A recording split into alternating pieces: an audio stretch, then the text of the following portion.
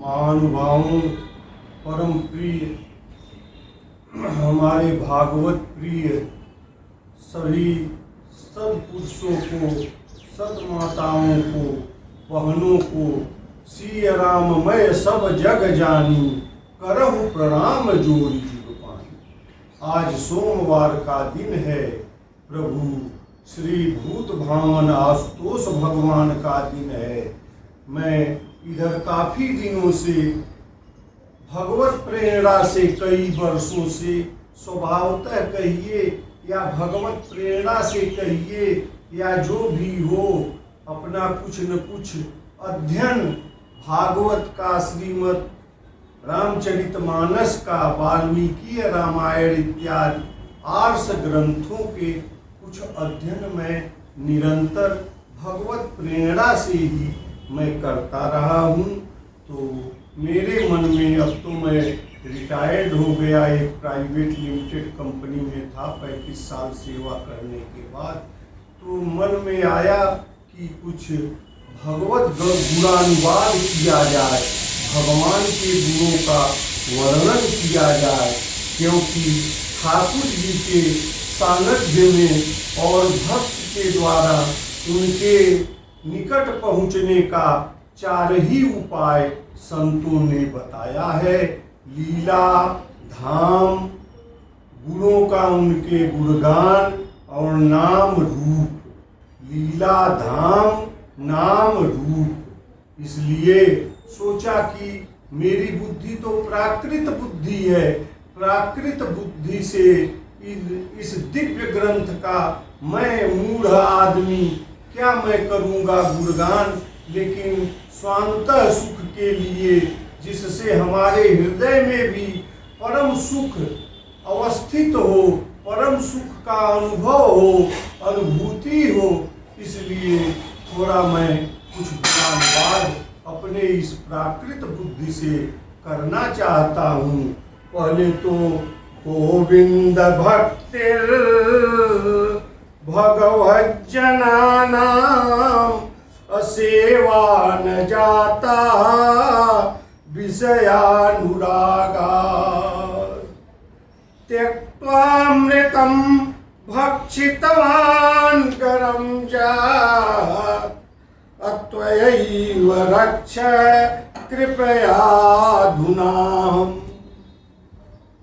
मैं सांसारिक विषयों में आसक्ति के कारण, पुत्र में, धन में, संपदा में, तमाम संसार के जो भगवत से विपरीत संसार के जितने विषय हैं उसमें आसक्त होते हुए, विषयों में आसक्त रहने के कारण मैं श्री कृष्ण की और भगवान के भक्तों की सेवा मुझसे नहीं हो सकी।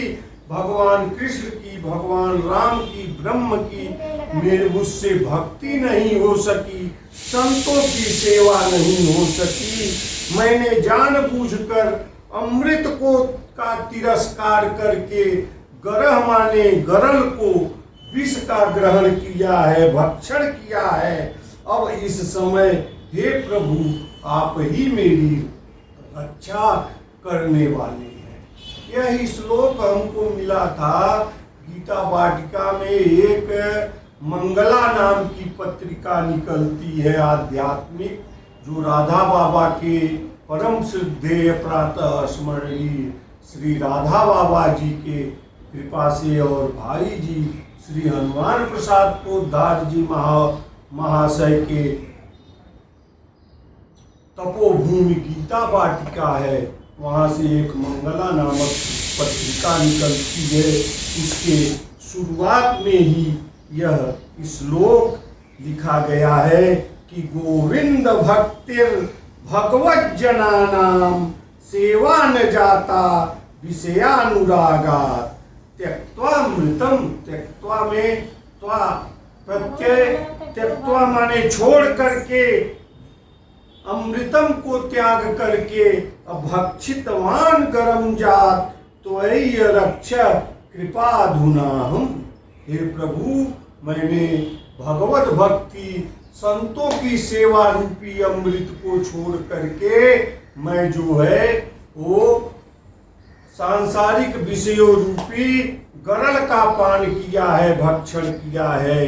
हे ठाकुर जी, मेरे इस अपराध को क्षमा करते हुए अब से आप मुझे अपने शरण में लीजिए। महानुभावों, प्रिय सुधीजनों, आज श्रीमद् भागवत के का कुछ गुणानुवाद करना चाहता हूँ। भगवान भोलेनाथ का भी आज दिन है, तो पहले मैं एक श्लोक से आशुतोष भगवान का की मैं वंदना करना चाहता हूँ, एक दो श्लोक से। तत्पश्चात भगवान राधा माधव श्री गोविंद मुकुंद भगवान की कुछ स्तुति करूँगा, और उसके बाद जब महाभारत युद्ध पूरा खत्म हो गया है और द्वारिकाधीश भी अब तैयार हैं, पांडव तो उनको जाने नहीं दे रहे हैं द्वारिका। भगवान बोले कि मेरा काम तो खत्म हो गया और महाभारत का युद्ध खत्म हो गया, युधिष्ठिर महाराज बन गए, और अब हम द्वारिकाधीश मानी द्वारिका में भी भगवान कृष्ण बोले कि मेरा काम है, अब मैं वहाँ जाना चाहता हूँ। पांडव जाना नहीं देना चाहते थे, जाने नहीं देना चाहते थे, लेकिन अंत में भगवान जो है चलने को उद्यत हुए हैं। और पहले मैं श्री भूत भगवान आशुतोष की चरण वंदना करना चाहता हूँ, एक मंगलाचरण श्लोक के द्वारा। जस्यांके च विभाति भूधर सुता देवापगा, मस्तके भाले बाल विधुर गले चगरलम जस्यो रसि ब्यालरा, सोयम भूति विभूषण सुरवर सर्वाधिप सर्वदा, सर्व सर्वगत शिव श्री शंकर पातु मां। यस्यांके च विभाति भूधर सुता, जिनके अंक में, जिनके गोद में भूधर यानी हिमालय पुत्री पार्वती विराजमान हो रही, पराम्बा भगवती जिनके गोद में विराजमान हो रही हैं। जस्यांके च विभाति, सुशोभित हो रही हैं, पराम्बा पार्वती मैया जिनके गोद में सुशोभित हो रही हैं। जस्यांके च विभाति भूधर सुता देवापगा मस्तके, गंगा जी जिनके मस्तक पर विराजमान है, जटाजूट में विद्यमान है। भाले बाल विधुर गले, जिनके ललाट पर बाल माने बालपन का चंद्रमा यानी द्वितीया का चंद्रमा विराजमान है।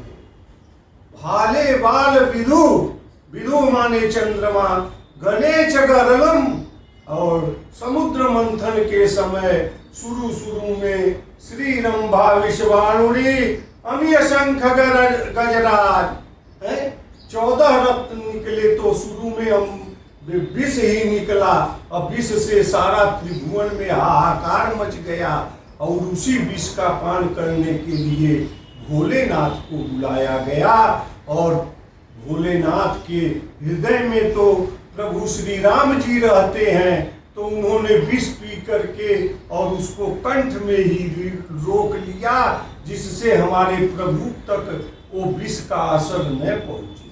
तभी से उनका नाम नीलकंठ भी पड़ गया। भाले बाल विधुर गले चगरनम जस्यो रसि ब्यालराट, जिनके उरस में, उरह प्रदेश में, कंठ में ब्यालराट सर्पों की माला। सोयम भूति विभूषणम, ऐसे अनेक दिव्य ऐश्वर्यों से सुशोभित ऐसे भगवान भोलेनाथ हमारी, आपकी, संपूर्ण विश्व की रक्षा करें, सबका कल्याण करें। पुनः एक और श्लोक के द्वारा पार्वती मैया और भगवान भोलेनाथ की मैं स्तुति करना चाहता हूँ। वह श्लोक अपने महान काव्य रघुवंशम के मंगलाचरण में कालिदास ने लिखा है। वागर्थाइव संपृक्तौ वागर्थ प्रतिपत्तये जगतः पितरौ वंदे पार्वती परमेश्वरौ। वाणी और अर्थ के तरह एक दूसरे में समाहित, क्योंकि अगर कोई अक्षर है, कोई वाणी है तो उसका अर्थ भी उसी में सन्निहित है। तो इसी तरह अक्षर का मतलब भी होता है परब्रह्म, अमाने नहीं, क्षर माने नाश होने वाला, जो कभी नाश नहीं होता है। अक्षर और अर्थ की तरह एक दूसरे में समाहित, जैसे ठीक उसी तरह है जैसे भोले बाबा आशुतोष भगवान शंकर और पार्वती जी एक दूसरे से संयुक्त हैं, अलग नहीं। वागर्थाइव संपृक्तौ वागर्थ प्रतिपत्तये, और वही भोलेनाथ और पार्वती जी वाणी और उसके अर्थ को उत्पन्न करने वाले भी हैं। वागर्थाइव संपृक्तौ वागर्थ प्रतिपत्तये जगतः पितरौ वंदे पार्वती परमेश्वरौ। ऐसे जगत के माता पिता पार्वती और परमेश्वर की मैं वंदना करता हूँ। और अब यहाँ से कुछ श्रीमद् भागवत का अध्ययन और ये संभाषण और व्याख्यान कहिए अपने इस अधम बुद्धि के द्वारा, प्राकृतिक बुद्धि के द्वारा, यह सत रज और तम से युक्त इस बुद्धि के द्वारा, जो कि त्रिगुणातीत प्रभु हैं, जो कि तीनों सत रज तम से परे हैं, इसलिए निर्गुण भी कहे जाते हैं, और खट ऐश्वर्य से युक्त हैं, इसलिए सगुण भी कहे जाते हैं। भगवान ने गीता में खुद ही कहा है कि अजोपि संयव्यात्मा भूतानां ईश्वरोऽपि सन् प्रकृतिं स्वाम अधिष्ठाम्य। प्रकृतिं स्वाम अजोपि संयव्यात्मा भूतानां ईश्वरोऽपि सन् प्रकृतिं स्वाम अधिष्ठाय अजोपि संयव्यात्मा भूतानां ईश्वरोऽपि सन् प्रकृतिं स्वाम अधिष्ठाय मायया, यानी अपनी प्रकृति को अपने अधीन करके जोग माया के द्वारा मैं खुद उत्पन्न होता हूँ। मैं अजन्मा हूँ, अजोपि संयव्यात्मा, मैं अजन्मा होते हुए भी सभी प्राणियों में व्याप्त हूँ, सभी प्राणियों में मैं व्याप्त हूँ। अजोपि संयव्यात्मा भूतानां ईश्वरोऽपि सन्, मैं सभी प्राणियों का ईश्वर भी हूँ, लेकिन जरूरत पड़ने पर मैं अपने प्रकृति को अपने अधीन करके जोग माया के द्वारा मैं अपना यहाँ पर अवतरित होता हूँ। फिर अगला श्लोक है, यदा यदा हि धर्मस्य ग्लानिर्भवति भारत अभ्युत्थानम् अधर्मस्य तदात्मानं सृजामि। ये उन लोगों के लिए एक बहुत बड़ी चीज है जो लोग कहते हैं कि भगवान निर्गुण है कि सगुण है। अरे भाई, वही भगवान निर्गुण भी है, वही भगवान सगुण भी, वही भगवान निर्गुण है, वही भगवान सगुण है। जब जैसी भक्तों के लिए जरूरत पड़ती है तब तैसा वो रूप धारण करते हैं। गोस्वामी तुलसीदास जी महाराज ने लिखा है कि व्यापक ब्रह्म निरंजन, व्यापक ब्रह्म निरंजन अविगत रहित विनोद भगति बस कौशल्या के गोद।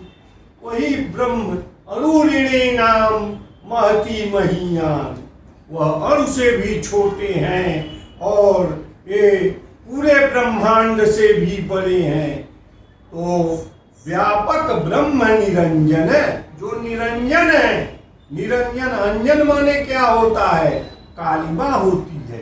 जो निरंजन है, कलमश रहित है, कोई धब्बा नहीं है उनके ऊपर। तो व्यापक ब्रह्म निरंजन है, अविगत रहित विनोद है। सो प्रभु प्रेम भगत बस कौशल्या के गोद।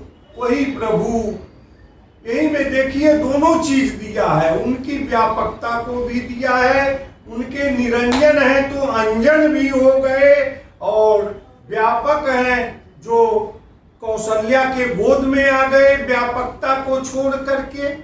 सो अज, जो अज नहीं है, जो जन्म ही नहीं लेते हैं, व्यापक ब्रह्म निरंजन है, अविगत रहित विनोद। सो अज, वही बिना जन्म लेने वाले भगवान कौशल्या के गोद में जन्म भी ले लिए। बड़े से बड़े जो थे वो एकदम बालक बन गए। निरंजन है, कालिमा रहित है। तो उन्होंने मैया से कहा कि मैया हमको ढिठौना भी लगा दो, थोड़ा काजल भी लगा दो, जिससे हमको नजर गुजर न रहे। तो ठाकुर जी तो हमारे ऐसे हैं, सो केवल भक्तन हितकारी। ये नाना प्रकार के देह धारण करते हैं यहाँ लीला करने के लिए। उसी लीला का गुणगान करते हुए हम और आप जैसे अधम लोग इस भव सागर से तर सके। हमारे बक्सर वाले महाराज जी कहते थे कि छैल चिकनिया, छैल चिकनिया नटवर नागर लीला धारी, तैयारी नित नई लीला की करें। छैल चिकनिया नटवर नागर लीला धारी, तैयारी नित नई लीला की करें। ये नित्य, ये लीला प्रिय कहलाते हैं। इनका क्या है भाई? इनका एक आदत है प्रभु की, एक ये है भक्तों के सुख देने के कारण ये लीला प्रिय कहलाते हैं। और ये हमेशा कुछ न कुछ लीला करते हैं। लीला से क्या होगा भाई? अभी हमने आपसे कहा था कि भगवान के सानिध्य में जाने के लिए हम लोगों को मात्र 4 ही उपाय हैं। लीला धाम, रूप, नाम, रूप। लीला का उनके स्मरण करिए, गुणगान करिए, नाम का निरंतर चिंतन, नाम जप करिए, लीला धाम का सेवन करिए और उनके रूप को अपने हृदय में उतारिए। तो यहाँ लीला तो करते ही हैं, अपने साकेत धाम में भी ठाकुर जी खूब लीला करते हैं। न तद, गीता में कहा गया है, न तद भासते सूर्यो न शशांको न पावकः जद गत्वा न निवर्तन्ते तद धाम परमं मम। न तद भास, उनका साकेत धाम भैया कैसा है? उनका साकेत धाम है न तद भासते सूर्य। ये लौकिक सूर्य जो हम लोगों के पृथ्वी पर दिखाई दे रहा है, ये तो लौकिक सूर्य है भाई, ये किसी दिन नष्ट हो जाएगा। ये लौकिक सूर्य जो है उनके साकेत धाम में नहीं है। ये लौकिक चंद्रमा नहीं है, ये लौकिक अग्नि नहीं है। और वो कौन सा धाम है? वो चिन्मय है, वो स्वतः प्रकाशित है, वो दिव्य धाम है। अब यहाँ से कुछ चलेंगे श्रीमद् भागवत में, भगवान ठाकुर जी का थोड़ा सा उनका भी स्तुति हो जाए। कृष्णं नारायणं वंदे कृष्णं वन्दे व्रजप्रियं कृष्णं द्वैपायनं वन्दे कृष्णं वन्दे प्रीतासुतं सच्चिदानन्दरूपाय विश्वोत्पत्त्यादिहेतवे तापत्रय विनाशाय श्रीकृष्णाय वयं नमः। बरहपीडं नटवरवपुः कर्णयोः कर्णिकारम् अबिभ्रदवासः कनककपिशं वैजयन्तीं च मालाम् रन्ध्रानवेणो रधरसुधया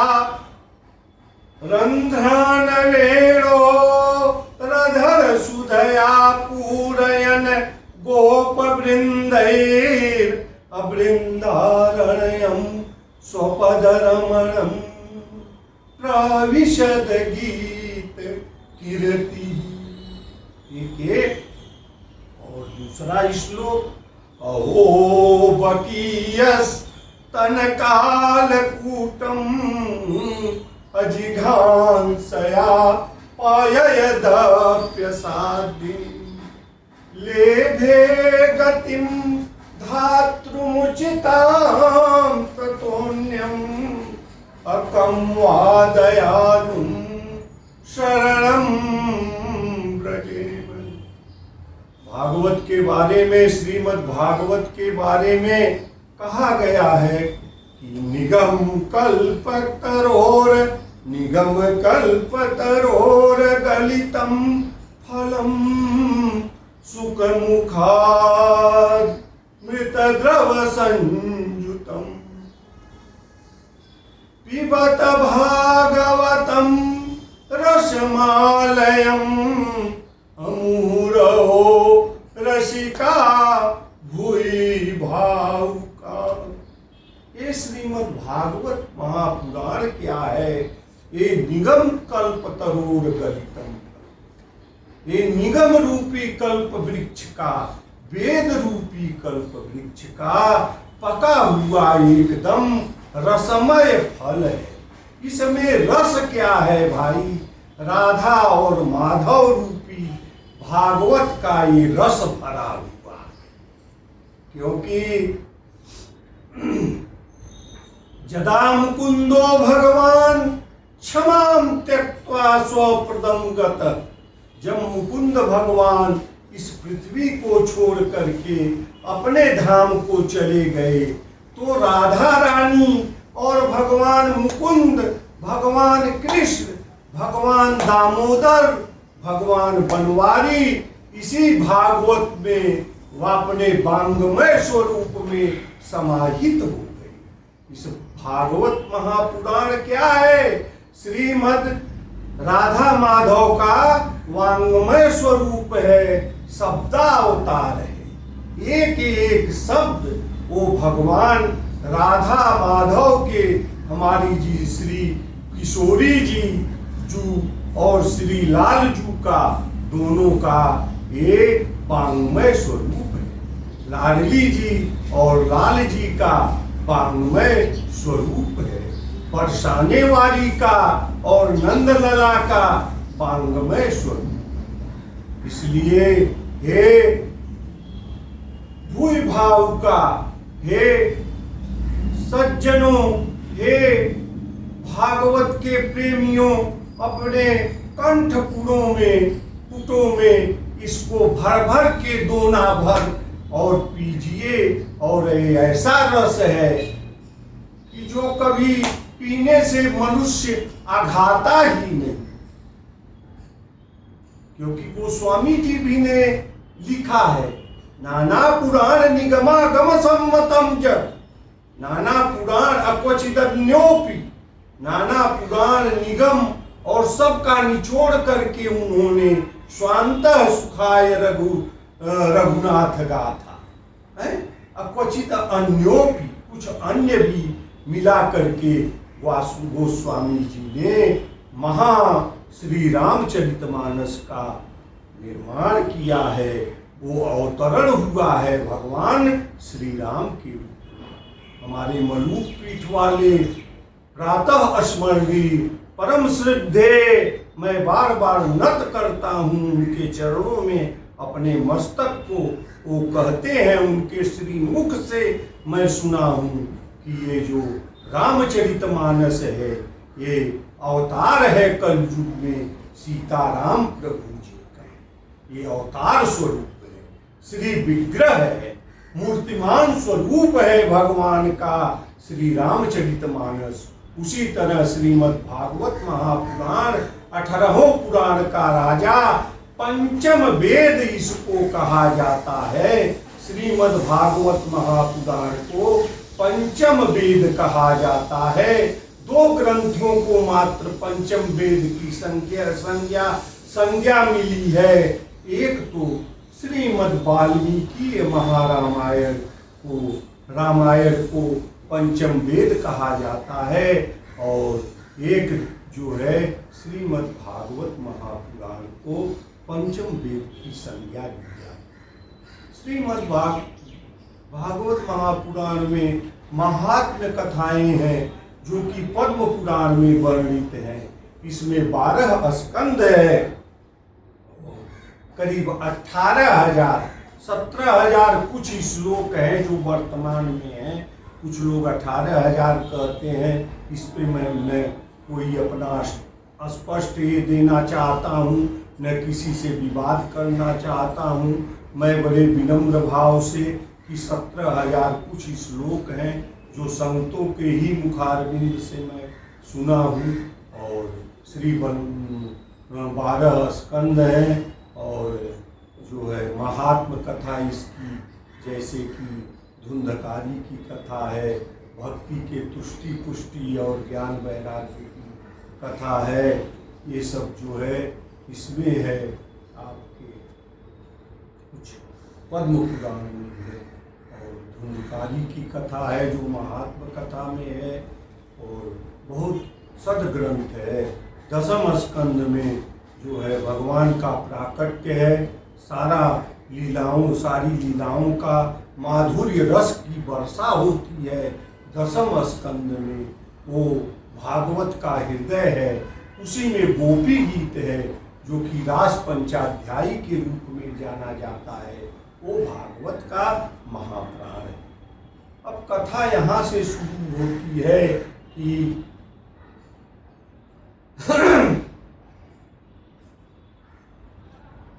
सब कौरव जो हैं मारे जा चुके हैं। भीम और दुर्योधन में अंत में गदा युद्ध होती है, जिसमें कि दुर्योधन को भीम अपनी प्रतिज्ञा के अनुसार उनके जंघा पर गदा का प्रहार करके, और दुर्योधन जो आताताई था, सुचाग्रम नैव दास्यामि बिना युद्धेन केशव, सुई के अंग के एक नोक के बराबर भी, जो कि आधा राज्य पांडवों का न्याय पूर्वक होता था, लेकिन वो बोला सुच्याग्रम नैव दास्यामि बिना युद्धेन केशव, हे केशव मैं बिना युद्ध के एक सुई के नोक के बराबर भी जमीन नहीं दे सकता। उल्टे भगवान को बांधने चला। दिनकर जी भी अपने रश्मि रथी में देते हैं। भगवान जब पांडव 12 वर्ष का वनवास और 1 वर्ष का अज्ञातवास काट करके आए, तो भगवान बेचारे शांति दूत बन के गए, क्योंकि युद्ध में हमेशा दोनों पक्ष की और पूरे भूतल का विनाश होता है। सामरिक दृष्टिकोण से सेनाओं का नाश होता है, लोगों का हानि होती है, प्राणियों की हत्या होती है, जीवों की हत्या होती है, वातावरण प्रदूषित, भूमिरापो नलो वायु खम मनो बुद्धिरेव च अहंकारम इति यम में भिन्ना प्रकृति अष्टधा। तो 6 जो स्थूल प्रकृति है और 2 जो सूक्ष्म प्रकृति है, अहंकारम इति यम में भिन्ना प्रकृति अष्टधा। भूमिरापो नलो वायु खम मनो बुद्धिरेव च, बुद्धि और आकाश, ये अहंकार तत्व, ये सूक्ष्म प्रकृति है, और स्थूल प्रकृति ये जो है भूमि रापो नलो वायु खम मनु, ये सारे दूषित हो जाते हैं युद्ध के कारण। सूक्ष्म प्रकृति, स्थूल प्रकृति, सारे मानवता का विनाश हो जाता है। भगवान सोचे बेचारे कि मैं अंतिम प्रयास करके भी देख लेता हूँ। वहाँ गए थे सभा में दुर्योधन के, वहाँ भीष्म पितामह भी थे। विदुर जी ने उनका बड़ी अगुवानी किया। भीष्म पितामह ने बहुत मानते थे, वो तो तत्वज्ञानी थे। भीष्म पितामह जी जानते थे कि ये तो साक्षात ब्रह्म है, ठाकुर जी हैं। और उन्होंने प्रस्ताव रखा, उन्होंने कहा, धृतराष्ट्र को भी फटकारा कि अगर इतिहास दोष देगा तो आपको देगा, क्योंकि भरी सभा में द्रौपदी का चीरहरण हुआ था, राजा आप थे। दुर्योधन आपका राजकुमार और पुत्र भले है, लेकिन वो एक प्रजा है, वो प्रजा की हैसियत से और कुछ नहीं। आप जो आदेश देते, सैनिकों को आदेश देते, दुर्योधन को बंदी बना लो, आप होते उसके। जो द्वित क्रीड़ा हुई उसमें दोबारा एक बार सब निपटारा हो गया था, दोबारा बुलाया गया, फिर आधे रास्ते से पांडवों को दोबारा द्वित खेला गया। शकुनी के चाल के कारण, दुर्योधन के दुशासन, शकुनी, कर्ण, ये चार चांडाल चौकुली थे महाभारत में।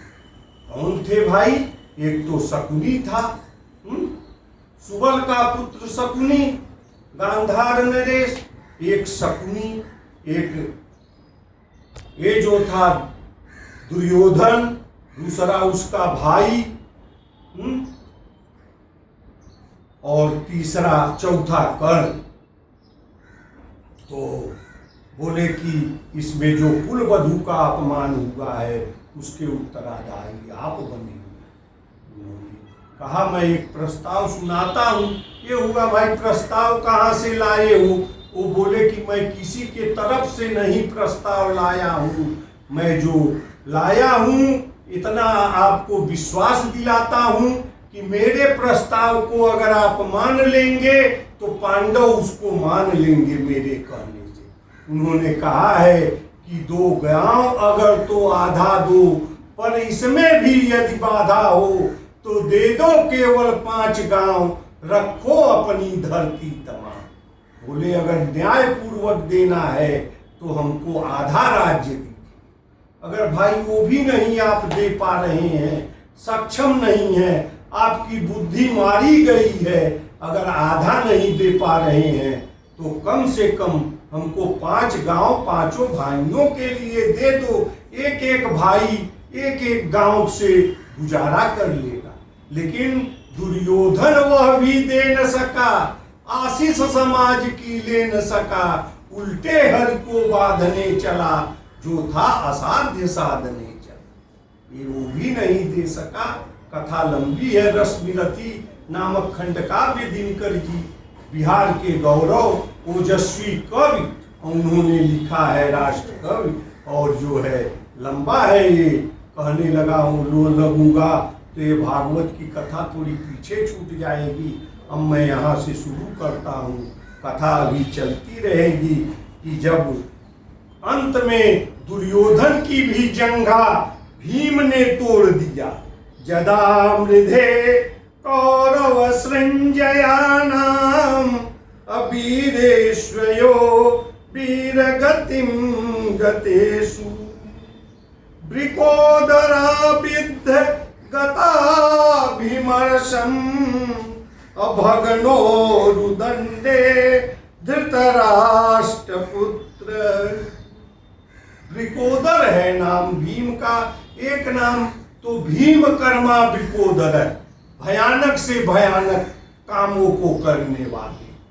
दुर्योधन के जितने भाई थे सबको भीम ने मारा है। तो जदा मृधे कौरवसृंजयानाम अबीरेश्वथो वीरगतिम गतेषु वृकोदरा विद्ध गता विमर्श भग्नोरुदंडे धृतराष्ट्र पुत्र। धृतराष्ट्र के पुत्र दुर्योधन का भग्न उरुदंडे, इनके जंघा पर प्रहार किए गदा से और इनकी जंघा को तोड़ डाले। वैसे तो गदा युद्ध के नियम के अनुसार कमर से नीचे, कटी प्रदेश से नीचे गदा युद्ध के जो प्रवीण जो होते हैं गदाधर, उनको प्रहार करना जो है उस पर रिस्ट्रक्शन है, वो नहीं कर सकते। लेकिन इन्होंने जब दुशासन ने और दुर्योधन बोला कि इसको ले आओ दुशासन से नंगी करके मेरे इस जंघे पर बैठाओ, तब भीम ने एक भयानक प्रतिज्ञा की थी कि मैं तुम्हारे इस जंघा को तोड़ूंगा दुर्योधन। और उसी भरी सभा में भीम ने, वैसे वो दुर्योधन के दास हो गए थे, लेकिन भाई प्रतिज्ञा करने में तो हर कोई स्वतंत्र है। उन्होंने ये भी प्रतिज्ञा किया कि मैं जो है दुशासन को तेरे लहू ये छाती को फाड़ करके और उसी लहू को अंजुली में भर करके कृष्णा यानी द्रौपदी को ले जाऊंगा, दूंगा। जिसने प्रतिज्ञा की है कि मैं जब तक दुशासन का लहू नहीं पा लेती हूं, मैं अपने केसों को नहीं बांधूं। तो उन्होंने ये भी प्रतिज्ञा पूरी की। उसमें बलराम जी बड़े उछल पड़े थे, लेकिन कन्हैया तो कन्हैया है भाई, अपना नटवर नागर, उनको भी शांत कर दिया। अपने युक्तपूर्ण तर्कपूर्ण अपने युक्तियों से उनको भी शांत किया ठाकुर जी। तो वही जब ये भी दुर्योधन भी जंघा टूटने से पड़ा था कि चील कौवे गिद्ध सब लाश पड़ी हुई थी, सबको नोच नोच के खा रहे थे। दुर्योधन को भी मरा हुआ जान करके इसके ऊपर भी चील कौवा मरवा रहे थे, चोंच मार रहे थे। लेकिन ये बड़े मुश्किल से हाथ पांव थोड़ा बहुत हाथ हिला के अपना बचाव कर रहा था। उसी समय अश्वत्थामा जो बच गया था वो गया है दुर्योधन के पास। दुर्योधन बोला, मित्र अश्वत्थामा, वो द्रोणाचार्य के पुत्र थे, तो हम तो सारे भाई कौरव जो 100 थे 101 100 जो भी थे, एक दुस्सला का जो उनका बहनोई था वो जयद्रथ, वो भी मारा गया। हम लोग भी सब मर गए, एक को नहीं बचे। ये 5 के 5 भाई जिंदा है। अगर मित्र तुम उसमें से एक को भी मार देते, ले आके मेरे सामने प्रस्तुत कर देते उसके सर को, तो मैं संतुष्ट हो जाता कि भाई हम तो सब के सब मर गए, चलो भाई एक थे उनके तरफ का भी मर गया। ये बोला, भाई एक की बात क्या करते, मैं तो 5 को मारूंगा। उस दिन जहां विजय का उल्लास था, उसी दिन महाभारत खत्म हुआ था। तो विजय के उल्लास के कारण ठाकुर जी तो सब जानते ही थे, 5 पांडव जहां सोते थे वहां से लेके चले गए नदी के तट पर, और उन 5 सैयाओं पर 5 पांडवों के 5 पुत्र सोए थे। अश्वत्थामा गया है और जो है उनका सर काट करके, और धृष्टद्युम्न जो है वहाँ रखवाली में थे, जो सेनापति बने थे, और द्रौपदी के भाई भी थे धृष्टद्युम्न, और पांचाल नरेश द्रुपद के पुत्र थे, उनका भी वध कर दिया, क्योंकि धृष्टद्युम्न ने ही द्रोणाचार्य का वध किया था छलपूर्वक। तो उनका वध करके और 5 पांडवों का समझा कि यही 5 पांडव सोए हैं, वो 5 पांडव के पुत्र थे, तो उनका सर काट के ले आया है। और दुर्योधन जब उनके शवों को मूड़ी को, उनके सर को टटोला है तो वो मुलायम जान पड़ा। वो पारखी वीर था ही, तो बोला अरे महामूर्ख ये तुमने क्या किया, अब तो हमारे खानदान में कोई तिलांजलि देने वाला भी नहीं बच गया, और पितृपक्ष वगैरह में या जो भी अवसर आता है ये तुमने अधम काम कर दिया बहुत बड़ा। अरे मित्र, तुम तो मित्र द्रोही निकल गए। और लोग कहते हैं जो कि दुर्योधन के जंघे में तो टूट ही गया था, वो कराह रहा था, लेकिन जंघे के चोट से वो बाद में मरता। पांचों पांडवों, अपने पुत्र रूपी पांचों पांडवों के पुत्रों को शिव वध जान करके वो पहले ही बेचारा मर गया। अब क्या हुआ भाई, अब ठाकुर जी हस्तिनापुर से अब जाने को तैयार हैं, द्वारिकाधीश, और उनकी छवि बड़ी मनोहर जान पड़ती है। रथ सजा हुआ है, बोले बुआ से भी आज्ञा ले रहे हैं। पांचों भाइयों से युधिष्ठिर को भैया ही कहते थे, भीम को मझले भैया कहते थे, जो जथा उम्र के अनुसार था, क्योंकि ये रिश्ते में भी थे, बुआ के लड़के थे सब। तो कहे भैया अब मैं चलूं, और अब द्वारिका में मेरा वहाँ भी सब लोग इंतजार कर रहे हैं। तो किसी तरह जाने तो नहीं देना चाहते थे, बड़े प्रेम में थे सब पांडव। लेकिन जब एक छवि बड़ी निराली लग रही है उस समय हमारे ठाकुर जी की, ये त्रिभंगी सरकार है, खड़े भी होते हैं तो तीन तरह से अपने को टेढ़े करके खड़े होते हैं। ये त्रिभंगी सरकार है, तो एक चरण अपना रखे हैं रथ पर, एक चरण अपना धरती पर रखे हैं, एक बांह से अपने रथ के मुठिया को पकड़े हैं चढ़ने के लिए, और एक हाथ जो है अभय दान दे रहे हैं, सबको हाथ उठा करके आशीर्वाद दे रहे हैं।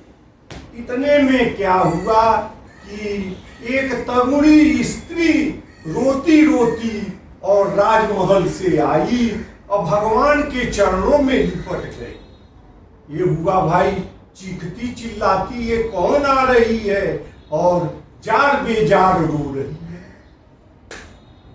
ठाकुर जी देखे भाई, अरे ये तो विधवा उत्तरा है, अभिमन्यु जो कि उनका भगना था, भैने था, उसी की पत्नी है। और अभिमन्यु के गुरु भी द्रोणाचार्य नहीं थे, कृष्ण उसके गुरु थे।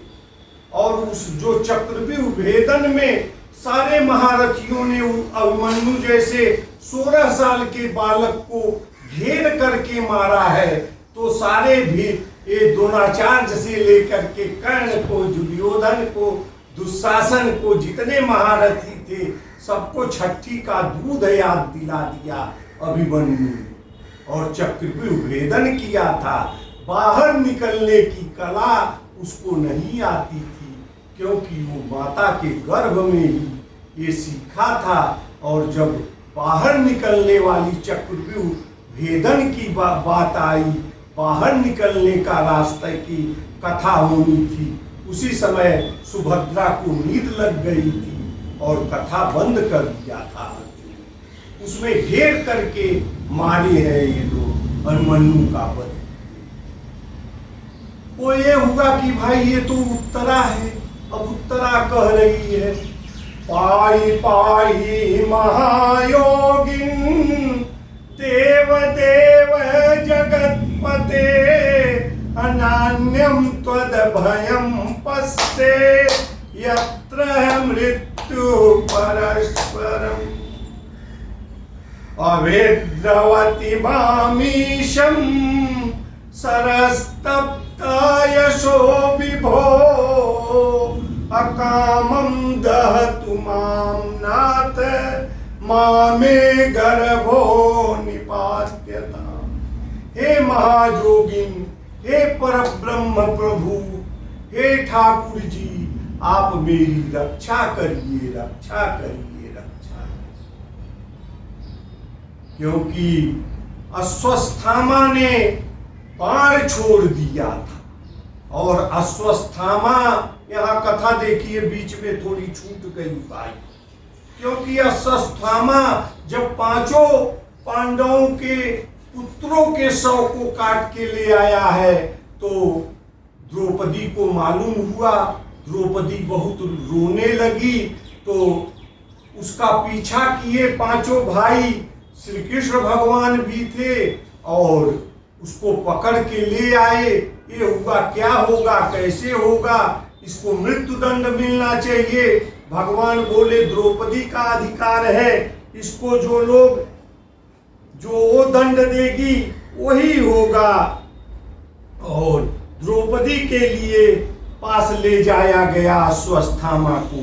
द्रौपदी ने कहा, मुच्यताम मुच्यतामेष, मुच्यताम मुच्यतामेष, ब्राह्मणो नितराम गुरु। इसको छोड़ दो, छोड़ दो। मुच्यताम मुच्यताम, एक तो ये ब्राह्मण है, एक दूसरे आपके गुरु का पुत्र है। गुरु जी तो आपके मर गए भाई, उनका देहावसान हो गया है। इनकी माता कृपी जो है वह एक अपने पुत्र के सहारे ही सहारा मान करके जिंदा है। मान लो द्रौपदी के धीर और उदात्त भाव को देखिए, द्रौपदी जैसी भारतीय नारी की उदारता को देखिए। बोल रही है, मेरे तो पांचों पुत्र मर गए, लेकिन मेरे पांचों पति तो जीवित हैं। मैं अपने पतियों के सहारे अपनी बाकी जिंदगी काट लूंगी। लेकिन अश्वत्थामा की माँ जो कृपी है, उसके तो पति भी मर गए हैं, और उसका पुत्र भी अगर मर जाएगा तो उस ब्राह्मणी, तो वह ब्राह्मणी जीते जी मर जाएगी। तो उसने कहा, मुच्यताम मुच्यतामेष, ब्राह्मणो नितराम गुरु। एक तो ब्राह्मण है, दूसरे गुरु का पुत्र है। लेकिन सभी भाई अभी भी पकड़े हुए थे। भीम बोले, भाई तू लोग मारो चाहो न मारो, हम तो गदा से ही इसका लुगदी बना देंगे, हम जरूर मारबे। अब ठाकुर जी से अर्जुन बेचारे असमंजस में पड़ गए। अर्जुन बोले कि कन्हैया आप ही बताओ क्या करना है। वो बोले, ठाकुर जी बोले, तस्मात् शास्त्रम प्रमाणम ते कर्मा कार्य व्यवस्थिता। शास्त्र जो प्रमाण देते हैं, शास्त्रों में जो कहा गया है, उसके अनुसार इसके साथ न्याय किया जाए। अब ये हुआ कि शास्त्र में देखा जाए प्रमाण भाई। शास्त्र क्या कहता है कि ऐसे अपराध के लिए शास्त्र ने क्या दंड स्थापित किया है। ये हुआ ब्राह्मण ब्रह्मबंधुर्न हन्तव्यम, ब्रह्मबंधुर्न हन्तव्यम, आततायी बधारहण।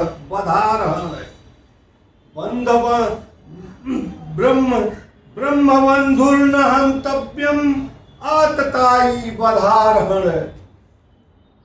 ठाकुर जी शास्त्र दिखाए, उसमें लिखा था ब्राह्मण कितना भी अधम का पाप करे, कैसा भी गलत काम करे, कैसा भी पतित काम करे, लेकिन उसको मारना नहीं चाहिए, उसकी हत्या वर्जित है शास्त्र में, लेकिन आतताई को जरूर मारना चाहिए। अब ठाकुर जी ये ठे पेंच लगा दिए भाई कि एक तो ब्राह्मण कैसा भी पतित काम करे, अधम काम करे, ओके मारे के नहीं चाहिए, और दूसरे का है भाई कि आतताई का वध निश्चित ही करना चाहिए। फिर हुआ, अब अर्जुन कहे भगवान आप हमेशा जो है कूट अर्थ में बात करते हैं, स्पष्ट बताइए क्या करना चाहिए।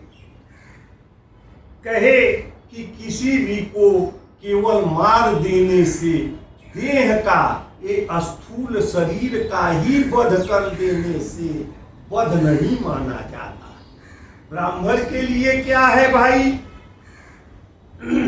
पपनम द्रविड़ादानम स्थानान्यर्यासनम तथा ऐसै ब्रह्मबंधूनां वधो नान्योस्ति दैहिक।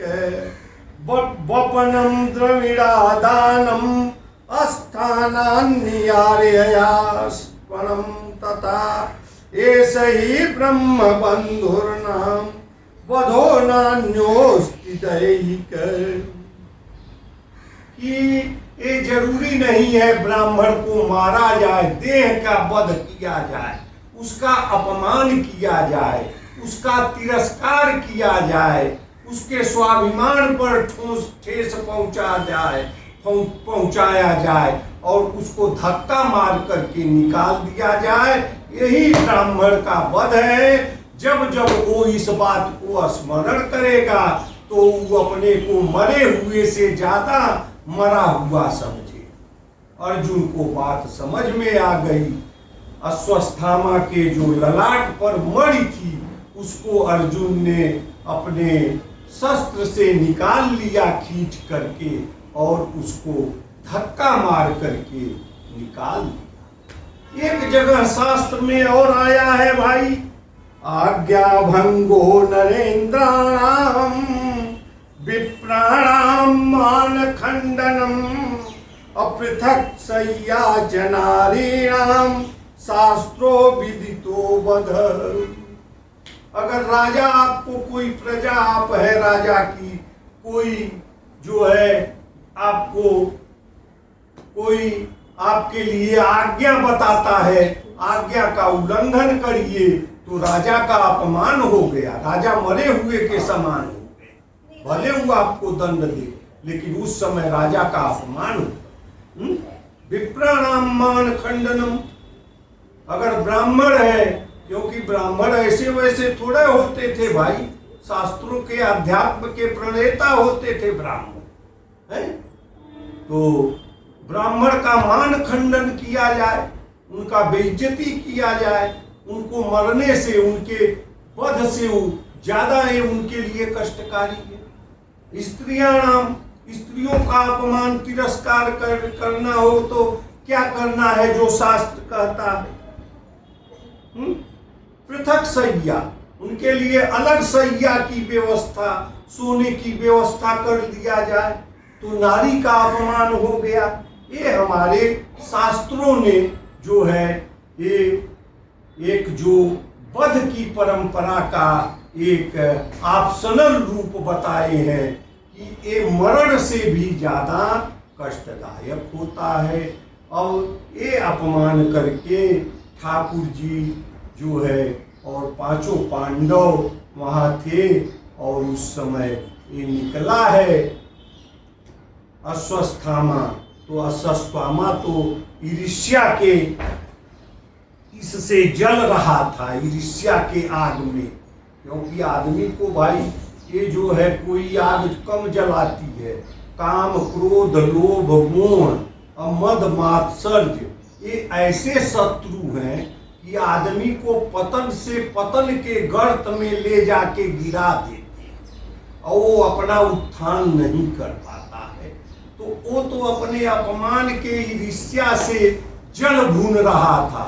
वो कहा कि पांडव और कौरवों का एक ही वंश का लड़का है, वंश चलाने वाला जो है वो उत्तरा के गर्भ में है, उत्तरा को गर्भ को ही नष्ट कर दिया, उसने ब्रह्मास्त्र चला दिया। तो आगे मैं कथा भूल बस इस कथा को छोड़ करके, मेरी गलती है, थोड़ी भूल हो गई, मैं कथा आगे बढ़ा दिया था कि ठाकुर जी तैयार हैं, बड़ी अच्छी छवि है, अब द्वारका जाने के लिए तैयार हैं, सारे काम संपन्न हो गए हैं। उनका एक चरण जो है रथ पे है, सुशोभित हो रहा है, एक चरण जो है अभी पृथ्वी पर है, एक भुजा से वो रथ की वो पकड़े हुए हैं चढ़ने के लिए रथ को, और एक भुजा से अभय दान दे रहे हैं सबको, पांचों पांडवों को, सारी प्रजा को, सब जीव मात्र। उसी समय एक तरुणी स्त्री रोती हुई आती आई है। वो मैं कथा कह चुका था। वो कौन है? वही जो है, ये है उत्तरा है, अभिमन्यु की पत्नी है। अभिमन्यु तो अब रहे नहीं, उनके गर्भ में परीक्षित जी। तो उत्तरा आती है रोती रोती और ठाकुर जी के चरणों में लिपट जाती है। कहती क्या है? पाही पाही महाजोगी। जब आदमी बहुत भयभीत हो गया होता है तब कहता है पाही माम पाही माम पाही माम। जब किसी का शरण नहीं रहता, जैसे द्रौपदी जो थी, जब उसका वस्त्र हरण हो रहा था दुशासन के द्वारा, पहले भीष्म के तरफ ताकी है, द्रोण के तरफ देखी है कि यह कुछ रक्षा कर दे। धृतराष्ट्र तो खैर अंधा था भाई, अंधे को क्या दिखाई देता, सारी रचना तो उसी की बनाई हुई। विदुर के तरफ देखी है, विदुर ने बगावत भी किया है। और तमाम वहां जो महारथी बैठे हुए थे उनके तरफ देखी। जब सब लोग, किसी से कोई आश्वासन नहीं मिला सहायता की, तब उसने पुकारा है। किसको पुकारा है? ठाकुर जी को पुकारा है।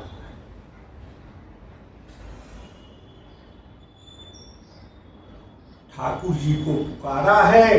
ठाकुर जी वस्त्रावतार बन करके, सारी बीच नारी है, किनारी बीच सारी है। इधर दुशासन खींचते खींचते थक गया, बेहोश होके गिर गया, और उस द्रौपदी की साड़ी, द्रौपदी महारानी की साड़ी जैसे की जैसे पड़ी। अरे द्रौपदी सभा में पुकारी मुरारी, लजिया बचाइला हो। द्रौपदी सभा में पुकारी मुरारी, लजिया बचाइला हो। मैं यहाँ एक दृष्टांत दिया। उसी तरह से अनन्य गीता में देखिए एक वाक्य कहा गया है, अनन्याश्चिन्तयन्तो मां जे जना पर्युपास्ते तेषा नित्याभियुक्तानां योगक्षेम वहामि। गीता में भगवान कहते हैं, अनन्य भाव से जो मुझे भजता है, हे भक्तों, मैं उसके जोग और क्षेम सब चीज की मैं रक्षा करता हूँ। उसको कौन चीज चाहिए वो मैं ले आके देता हूँ, और जो चीज उसके पास से आ गई उसकी रक्षा भी करता हूँ। ठाकुर जी की ऐसी माया है। उसी उत्तरा के ने अनन्य भाव से आकर के कहा कि पाहि पाहि महायोगिनी, देव देव जगत्पते, नान्यं त्वदभयं पश्ये यत्र मृत्यु परस्परम्। अभिद्रवति मामीशं सरस्तप्तायशो विभो, अकामं दहतु मां नाथ, मामे गर्भो निपात्यताम्। तो बोली है उत्तरा, हे ठाकुर जी, आप मेरी रक्षा करिए, रक्षा करिए। आपके अलावा मेरी रक्षा कोई नहीं कर सकता है। उधर अश्वस्थामा ने ब्रह्मास्त्र चलाया है, जो कि मेरे गर्भस्थ शिशु को जला रहा है। मैं भले जल के मर जाऊं, लेकिन मेरा बालक बचा रहे, मेरी संतान बची रहे। आपसे मैं यही कामना करता हूँ, आपसे मैं यही प्रार्थना करूँ। भगवान गए हैं गर्भ में सूक्ष्म रूप धारण करके, चक्र सुदर्शन ले करके। और देखिए, लोग कहते हैं ब्रह्मास्त्र से नहीं कोई बच सकता है, लेकिन ब्रह्मास्त्र के बाप का बाप हो, जहाँ ठाकुर जी की मर्जी है वहाँ सब कुछ संभव है। वो चक्र सुदर्शन लेके प्रविष्ट हुए और ब्रह्मास्त्र को काटते हुए परीक्षित की गर्भ में रक्षा किए हैं। परीक्षित जी भी जब कथा सुन रहे हैं सुखदेव स्वामी जी से, तो एक बार उनके हृदय के उद्गार निकलते हैं। द्रोणस्त्र विपुलोष्टमिदं मदंगम संतान बीजम कुरु पांडवानां जुगोपकुक्षिम गतयात्त चक्रो अमातुश्च मेज शरणं गताया। बोले कि परीक्षित, द्रोणाचार्य का जब ब्रह्मास्त्र चला था मैं मां के गर्भ में था और कौरव और पांडव के संतान बीज के रूप में एक मैं ही बचा हुआ। अगर मैं नष्ट हो जाता तो ये कौरव और पांडव का वंश ही डूब जाता है। लेकिन भगवान ने वहां उस तरह रक्षा की और अब 7 दिनों का श्राप मिला है हमको सभी ऋषि का। तो अब 7 दिन में तो हर आदमी मरता है भाई। सोमवार से लेके रविवार तक गिन डालो, सोमवार, मंगलवार, बुधवार, बीफवार, शुक्रवार, शनिवार, रविवार, 7 दिन के अंदर संसार के 84 लाख जोन के प्राणी एक न एक दिनवा मरते हैं कि कौनो 8वां दिन आता है। अब परीक्षित के लिए तो 7 दिन कंप्लीट मिला हुआ था।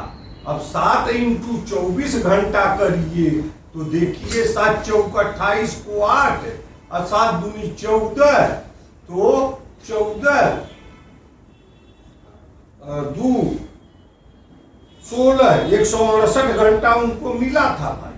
168 घंटा कम है, हमको आपको 2 घंटा का गारंटी नहीं है भाई। उनके तो 168 घंटा मिल गया। 168 घंटा बहुत होता है। तो बोले प्रभु की कृपा मेरी अहेतुकी कृपा मेरे ऊपर बनी रही। भगवान इधर ये कर दिए, उद्धार हो गया। उत्तरा के गर्भ में जो गर्भस्थ शिशु थे वो भी अपना स्वस्थ और सुरक्षित हो गए। ठाकुर जी जाने लगे। अब कुंती माता विवश हो गई, बोली भगवान इतना बड़ा बड़ा काम कैले हम मन के, अब जातो जवावत ले हमारे वंश के रक्षा कर दे हैं, इनके कुछ गुणगान नहीं होते है। अब कुंती जी तो जान गई थी कि ये मेरा भतीजा नहीं है, ये तो मुझे बेवकूफ बना रहा था अब तक, ये तो परम ब्रह्म है भाई। तो कुंती जी ने 26 श्लोकों में श्रीमद् भागवत महापुराण में भगवान की का गुणगान किया है, भगवान का ये किया है, स्तुति किया है। कुंती जी ने क्या किया? स्तुति की है भगवान की। ये भगवान कैसे हैं? नमस्ते पुरुषं त्वाद्य मीश्वरं प्रकृतेः परम अलक्ष्यं सर्वभूतानां अंतर्बहिर्वस्थितम्। कहे हे परम पुरुष, हे परम ब्रह्म, ठाकुर जी को कह रहे हैं। और ठाकुर जी कह रहे हैं बुआ ही का कर रही हो भाई, मैं आपका भतीजा हूँ, हाथ जोड़ना हमको चाहिए, तो उल्टे आप हाथ जोड़ के हमारी स्तुति कर रही हैं। वो कह रही हैं नमस्ते पुरुषं त्वाद्य मीश्वरं प्रकृतेः परम अलक्ष्यं सर्वभूतानां अंतर्बहिर्वस्थितम्। हे परम पुरुष, हे परम ब्रह्म, हे आदि पुरुष, आपको प्रणाम है, आपको नमस्कार है। आप अलक्ष्य हैं, दिखाई नहीं देते हैं, लेकिन तब भी सभी प्राणियों के अंदर में और बाहर में अवस्थित है। सभी प्राणियों के अंदर और बाहर आप अवस्थित हैं, यानी ये उसमें सन्निहित है। वही गीता में कहा गया है, गीता अध्याय 4 में, कि अजोपि सन्न्यव्यात्, भगवान जी का, श्री कृष्ण भगवान का ये खुद वचन है। उन्होंने उद्घोषणा की है हाथ उठा करके, ये भगवान का चैलेंज है। कहते हैं अजोपि सन्न्यव्यात्मा भूतानाम ईश्वरोपि सन् अप्रकृतिम स्वाम अधिष्ठाय संभवाम्यात्म मायया। मैं अजन्मा हूँ। अजो पहली क्या उद्घोषणा है, मैं अजन्मा हूँ। अजोपि सन्न्यव्य, अजन्मा हो भाई तब क्या हो, मैं सभी प्राणियों में व्याप्त हूँ। अजोपि सन्न्यव्यात्मा भूतानाम ईश्वरोपि सन्, सभी प्राणियों का मैं ईश्वर हूँ, प्रभु हूँ। प्रकृतिम स्वाम अधिष्ठाय, अपने प्रकृति को अपने अधीन करके जोग माया के द्वारा मैं समय पड़ने पर अवतरित होता हूँ।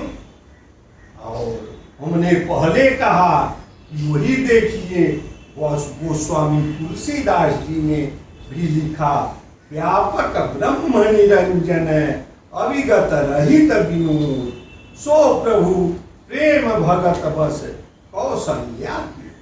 इसमें दोनों है, वहां व्यापकता है तो यहाँ सूक्ष्मता आ गई कौशल्या के गोद में।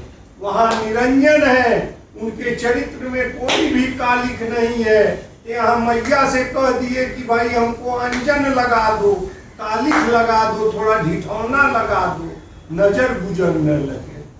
अजोपि सो प्रभु प्रेम भगति, प्रेम और भक्तों के प्रगाढ़ प्रेम के कारण ही भगवान का अवतरण होता है।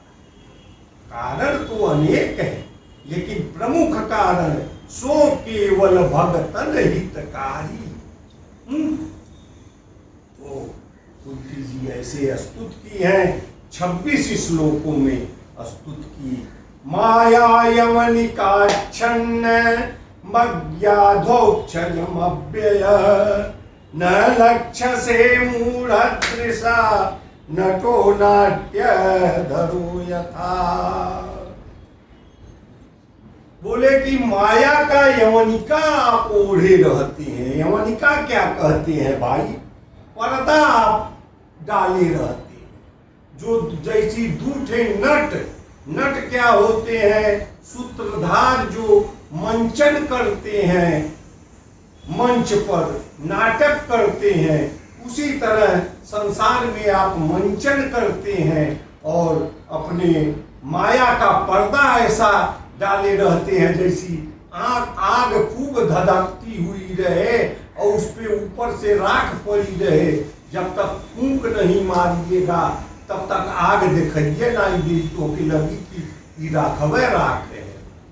तो कुंती कहती है, बड़े बड़े जोगी ऋषि तो आपके पहचान ही नहीं पाते हैं, मैं मूढ़ स्त्री हूं, मैं कैसे आपको पहचान लेती। यथा परमहंसानां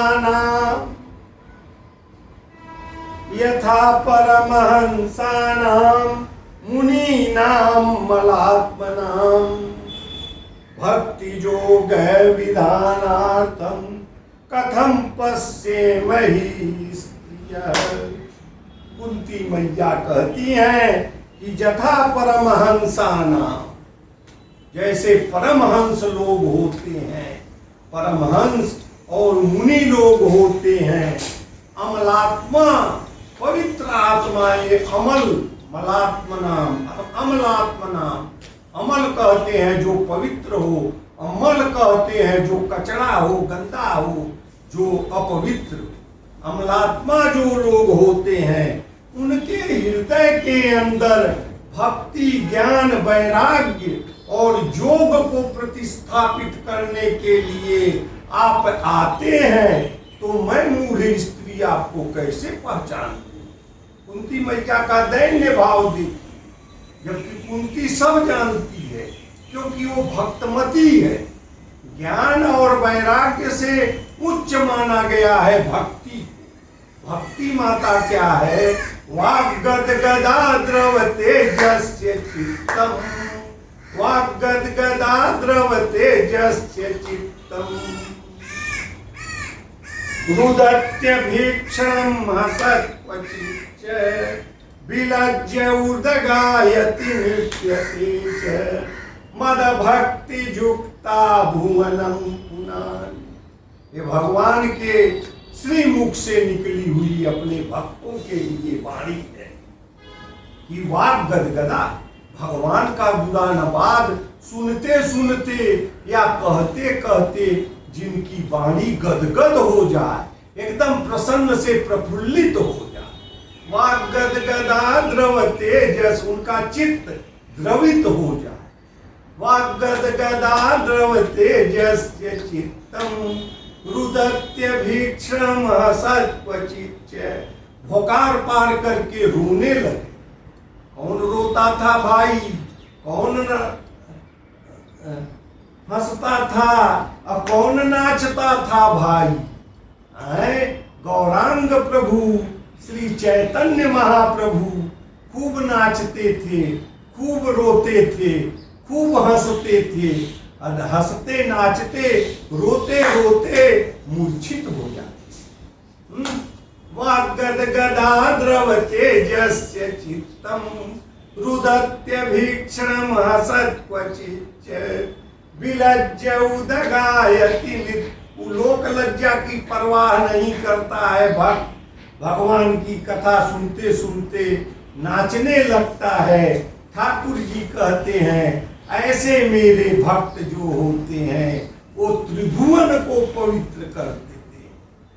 भागवत में भी गोपी गीत में कहा गया है, गोपियां कह रही हैं, तव कथामृतम तप्त जीवनम कविभिरीडितम कल्मषापम श्रवण मंगलम श्रीमदाततम भूय गृह्णन्ति ते भूरिदा जना।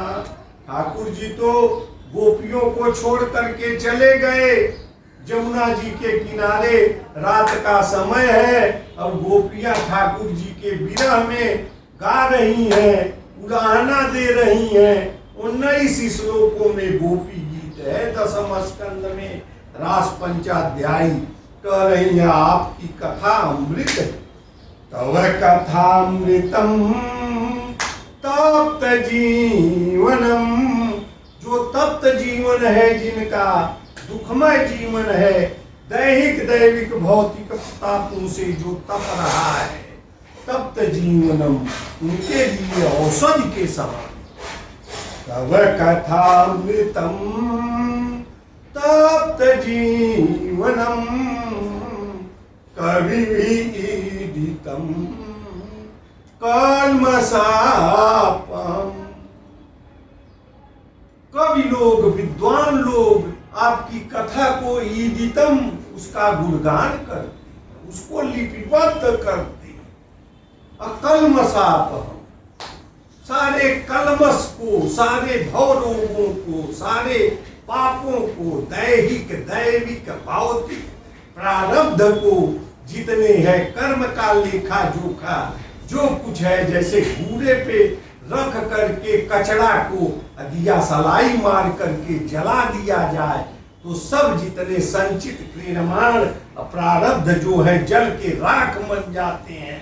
उसी तरह आपके कथा में जो डूबा हुआ है उसके सारे कलमश जो हैं छू मंतर हो जाते हैं। कविभिरीडितम कल्मषापहम भूय गृह्णन्ति ते भूरिदा जन।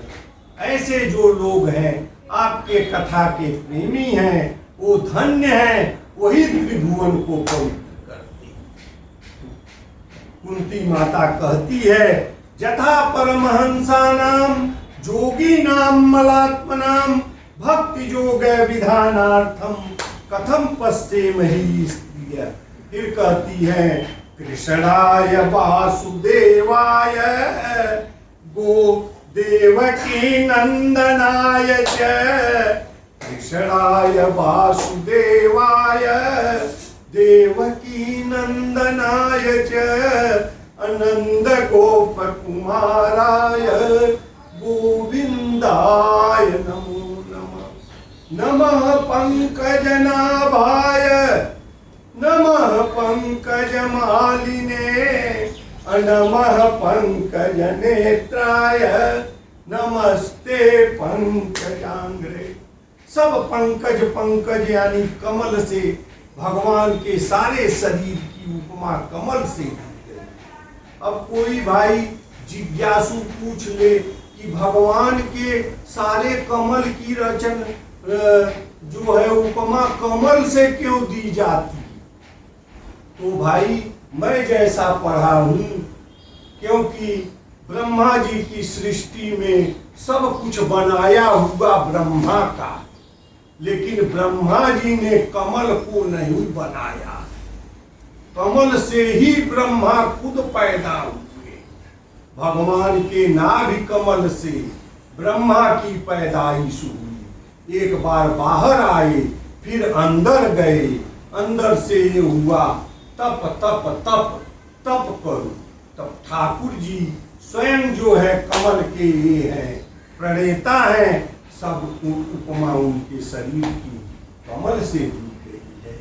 उनकी माता ने याचना की है, कन्हैया एक हमको वरदान दे दे, एक मैं चाहती हूँ कि मुझको ये दे दे, कैसा रहेगा भाई?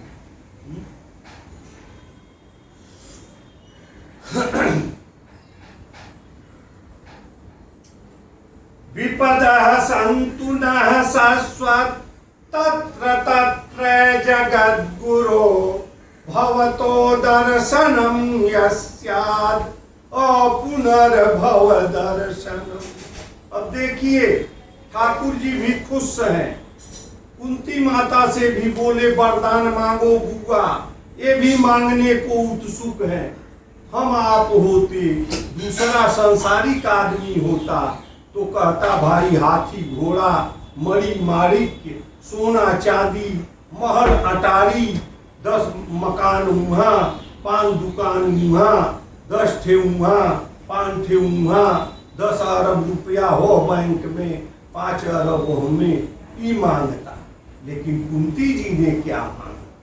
विपदा सन्तु नः शाश्वत तत्र तत्र जगद्गुरो भवतो दर्शनम यस्यात् पुनर्भव दर्शनम।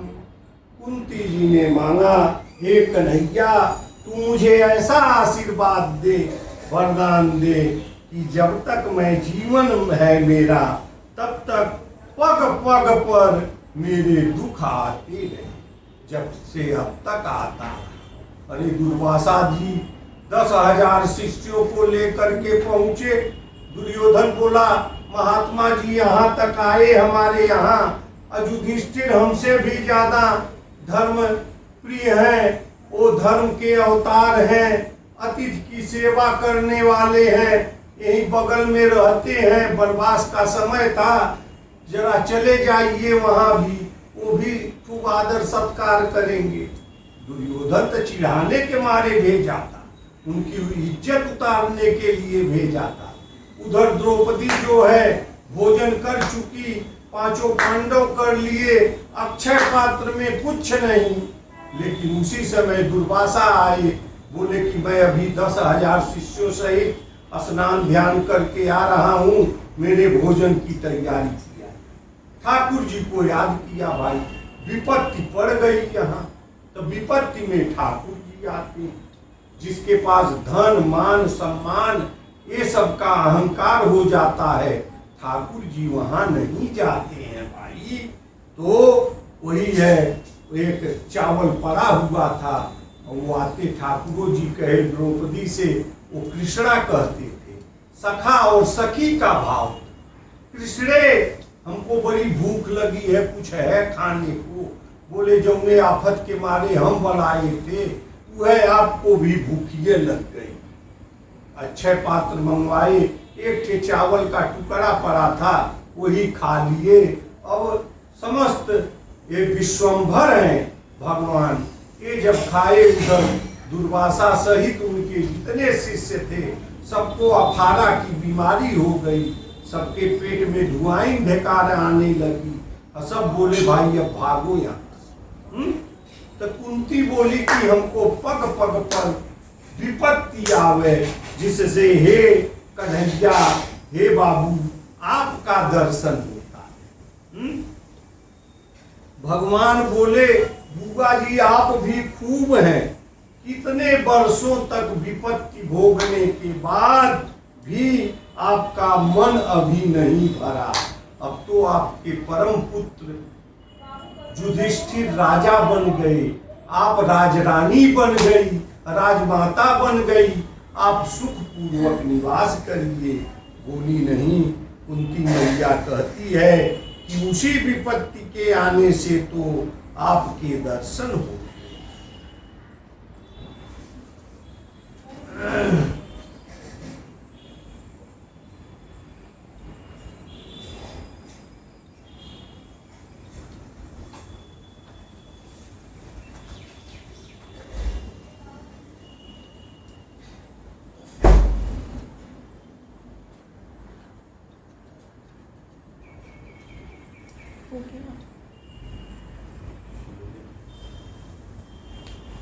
क्योंकि भवतो दर्शनम यस्याद अपुनर्भव दर्शनम, अगर आपके दर्शन होने लगेंगे तो क्या होगा? अपुनर्भव दर्शनम। भव माने संसार का, ये दुख रूपी संसार का पुनः दर्शन नहीं हो। क्योंकि जब भगवान इंद्रप्रस्थ में रहते थे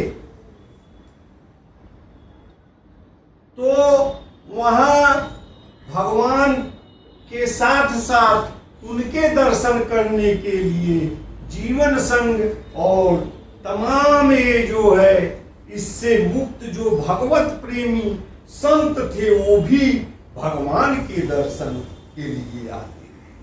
तो संत का है अपुनर्भव दर्शन, उनको भी भव का दर्शन उन संतों को नहीं होता है। तो आपके साथ हे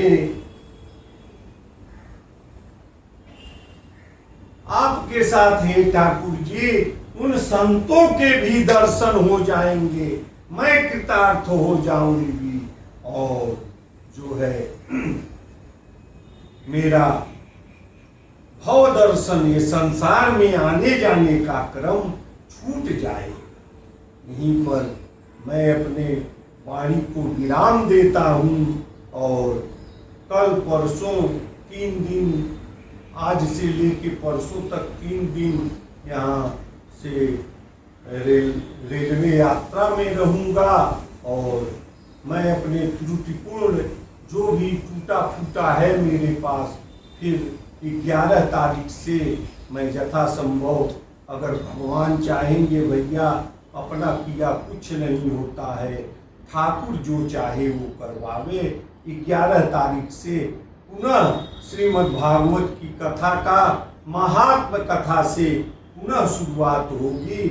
जो कि आज पहला दिन था, मुझसे जो भी गलती हुई हो, बोलने में गलती हुई हो, शब्दों की त्रुटि हुई हो, अर्थ में त्रुटि हुई हो, मैं आप लोगों का सेवक शशि प्रकाश मिश्र हाथ जोड़ करके विनय करता हूँ कि हमारी सब गलतियों को आप लोग क्षमा करते हुए यथा योग्य आशीर्वाद दीजिएगा और उसका कथा में अगर कुछ मिल सके तो उसको ग्रहण करिएगा। यही मेरी आप लोगों से प्रार्थना है। और इसी के साथ 1-2 श्लोक के साथ मैं अपने जो है इसको खत्म करना चाहता हूँ आज की कथा को।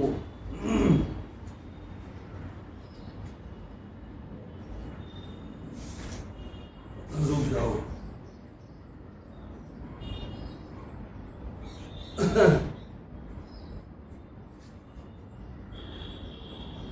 तत्रा भवद भग, ये है परीक्षित जी को जब कथा श्रवण कराने जा रहे थे, सब ऋषि मुनि जुटे थे गंगा द्वारे, न हरिद्वार न हरद्वार, गंगा द्वार में।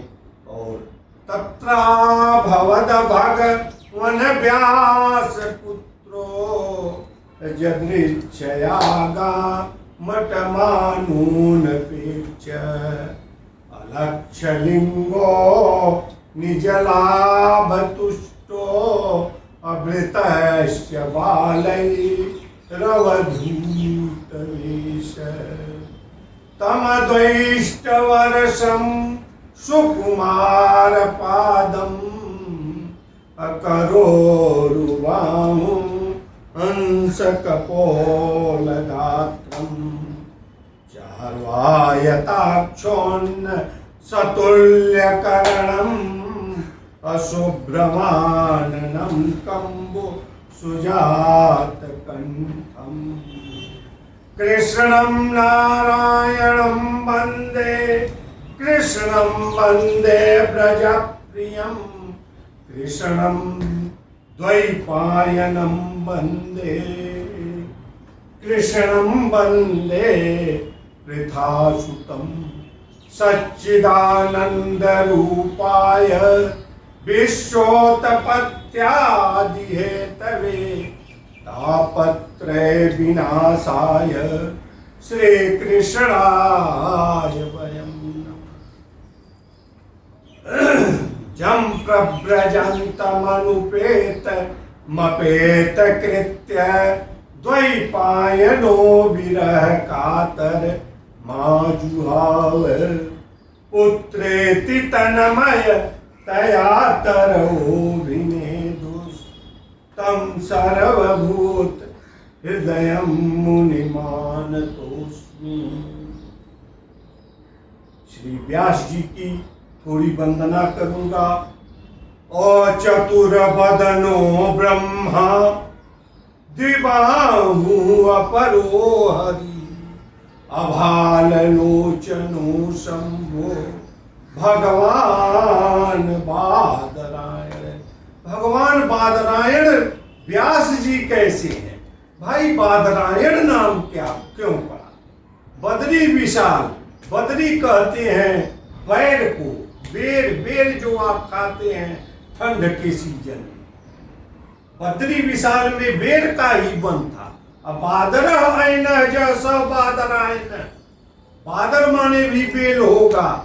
बादर जिसका घर हो, ये दीर्घ संधि हुआ। ये बादर आयन जैसा बादर आयन, वो भगवान बादरायण व्यास जी। एक समास पद्धति होती है, एक व्यास पद्धति होती है।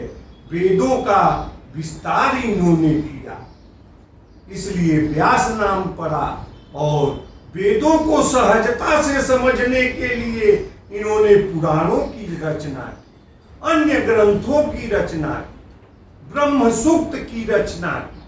वेदों के वेदांत का सबसे बड़ा ग्रंथ है ब्रह्म सूक्त, जिसका भास जो अपने जैसे हुए आपके निम्बारकाचार्य, शंकराचार्य, माधवाचार्य, रामानंदाचार्य, जितने आचार्य परंपरा के हुए, वो अगर अपना मत चलाना है तो उसमें जो है द्वैत, अद्वैत, विशिष्टाद्वैत, तो प्रस्थान त्रयी पे भाष्य लिखना पड़ता।